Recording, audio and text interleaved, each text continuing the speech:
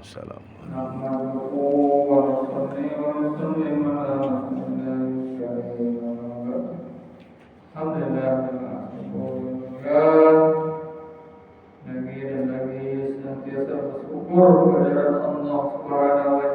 Alhamdulillah. Diberi nikmat sangat banyak, nikmat sehat, nikmat kesempatan, dan yang paling tinggi adalah nikmat iman dan Islam.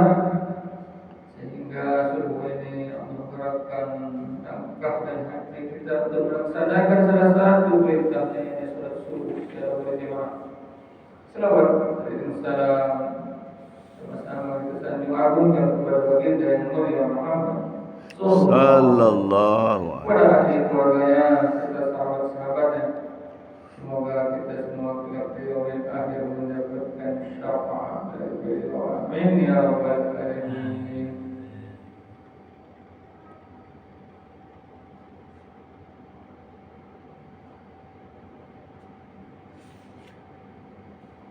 Baiklah, akan kembali mendengar hadis-hadis dari Rasulullah tentang bab di bulan Ramadan,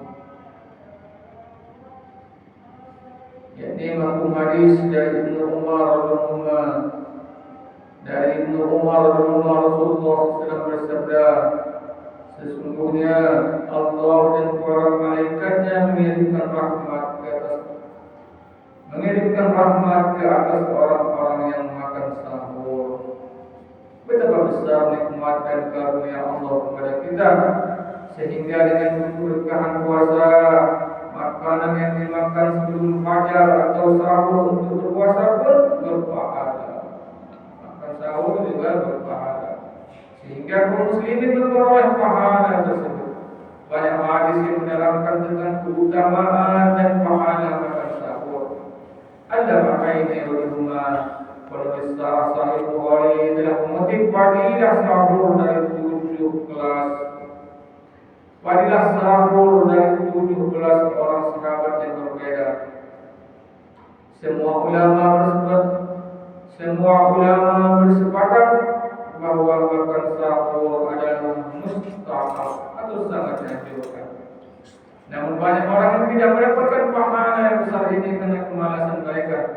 Ada sebagian orang yang telah salat tarawih langsung makan sebagai pengganti sahur lalu tidur. Mereka kehilangan berkah sahur dan sebenarnya. Mereka kehilangan berkah sahur yang sebenarnya. Karena sahur artinya makan menjelang fajar. Sebagian ulama mengatakan bahwa sahur dimulai setelah lewat tengah malam.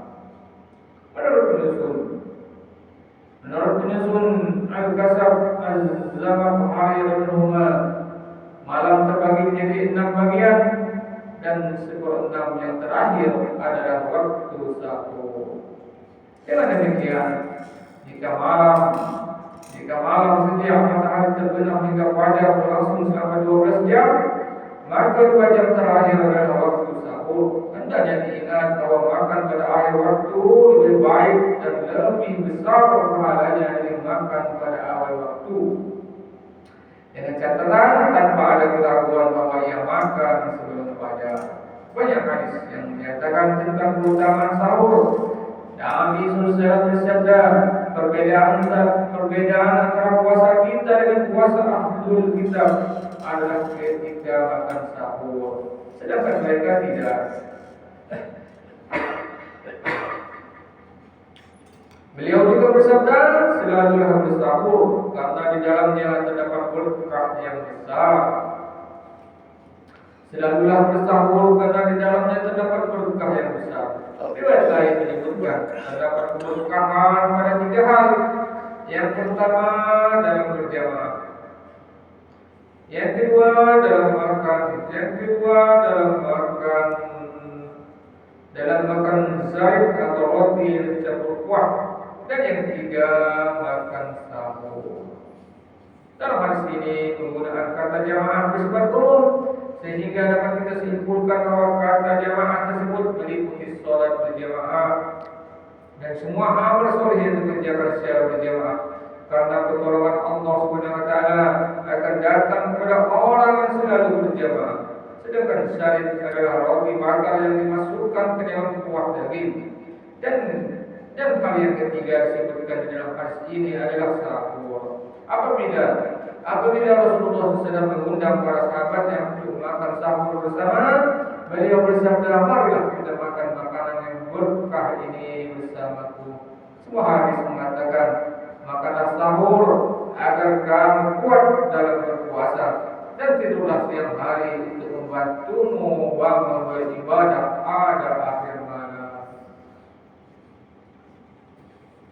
Abdullah bin Harith meriwayatkan, seorang sahabat berkata, suatu ketika aku berkunjung kepada Rasulullah SAW.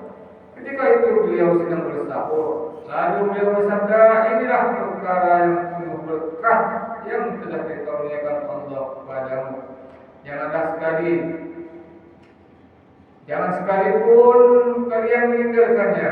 Dan dalam riwayat lainnya Rasulullah SAW sering menganjurkan agar selalu bersahur, sehingga beliau bersabda, meskipun tidak ada makanan, bersahurlah walaupun dengan sebiji kurma atau seteguk air. Oleh karena itu, orang yang berpuasa hendaknya bersungguh-sungguh dalam meraih keutamaan dan pahala sahur untuk kenyamanan, manfaat dan pahala bagi diri sendiri. Walaupun demikian, sederhanaan sangat penting dalam segala perkara, sebab berlebihan itu membawa celaka. Demikian juga dalam sahur, hendaknya jangan makan terlalu sedikit, sehingga melemahkan puasa, dan jangan makan terlalu banyak sehingga menyulitkan diri kita. Banyak hadis yang melarang makan dengan berlebihan.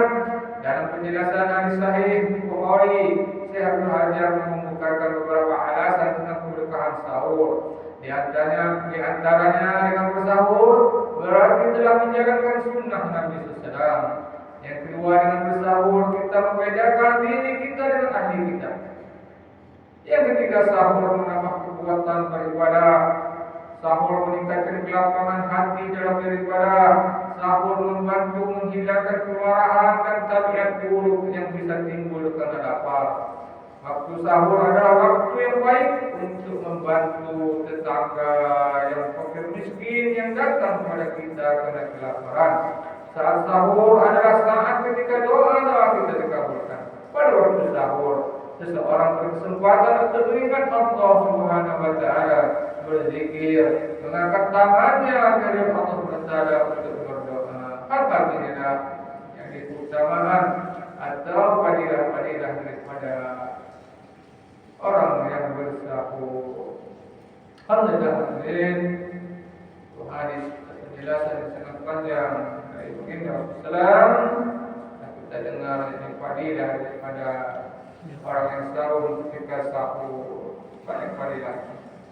Semoga Allah beri kita kemampuan ya, kita bisa mengamalkan hadis tersebut dan bisa menyampaikan kepada yang mendengar.